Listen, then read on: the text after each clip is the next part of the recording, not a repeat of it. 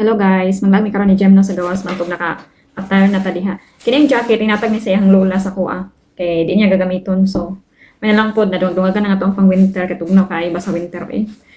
Kabalo mo guys no. May chika sa taha ay hami manglakaw kay si Jem nagsige pagdula siya cellphone.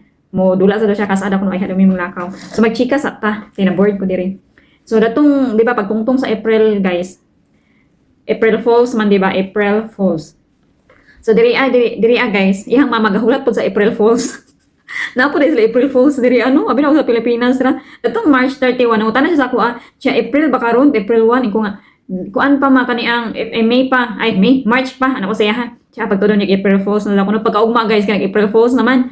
So nagistorya mi about sa April Fools. Nalagi daw kuno gina binuangan do niya mga barkada daw kuno sa unay nana. So nagkatawa-tawa ra pud ko. Agoy guys pagkaugma bitaw guys no, ay pagkakuan kini ang pagmata bitan ako sa buntag ay datong March mi nag-istorya about ana March 31 pagka April 1 guys nagchat siya sa kuha tulog pa ko niya ni gawas man siya kay marag nagbaklay-baklay guro siya niya to siya ni sa ko iyahan ni anani guys nagchat siya sa kuha guys sana siya sa kuha nga siya my dear daughter ang ako daw kunong kuan daw kuno application daw kuno para sa kuan ang gi-apply nga residency wala daw gi-accept giatad ako bitaw guys no natulala kay kun kuno why man ay ko why mama nag-ana pa siya nag-message ko sa iya wala nag-overthink na ko guys diri na ko na ako ra may isa diri kasi Jem tulog pa niya mama nila kaw man nagkaon ko diri guys mura jud ko kang na nana ko nagkaon ko na tulala kay ko guys siyempre ako na una nana hulo makauli gid ko ani sa Pilipinas what if mag-apply na pud mi na ma-failed na pud dili na pud ko i-accept ina na ba wala nagunahuna na ko nga umuuli may kong Pinas galing sa Cebu ra ko mo dito dili ko sa Mindanao kay syempre mas napay kani ang opportunity sa Cebu no daghan pa trabaho sa Cebu kay sa Mindanao. So, pero ang ako ginaw na guys si Jem gyud kay basin og ma-depress na pud si Jem ina na bitaw no. Kay grabe yung paningkamot ba ni Jem dito sa kuan guys sa Pilipinas pa. No nagsakripisyo gid siya og puyo dito pila ka man 7 months para lang nga mauban ko niya diri.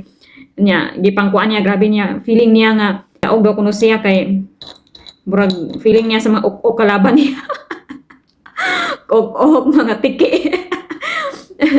Mo to nga grabe problemahan jud kay ko guys do na April Fools gid ko sa iyang mama nakatuog gid ko nga na fill nga ko ang kuan application.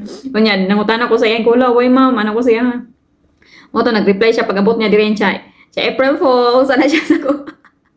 Ka ko ni mama ni Cheboy. Nagingnan ko niya nga. Siya lang daw ko na ko magkuan daw ko na mag-overthink kay. Ang ako daw ko na application is wala problema na siya sa ko nya na pagkahapon ato nag-text ang taga immigration nga nada ko na may laki nga ako ana gid ako no documents ang check dito wala nag-overthink na buko ano siya nga ay kabala ka kay ano mo hang ko ang yung application wala problema ana siya sa kuan no pagtuon na ako og ang Pilipinas like April Fools apil pud sila diri guys kabalo mo no si Jem rang wala niya gikuan gibinuangan gib April Fools iyang bana iyang giteksan sa iyang tiiken pati iyang mga amiga ako dayon pero ako nakatuog ko sa puan ako. Medyo nag-worry pad ko gamay.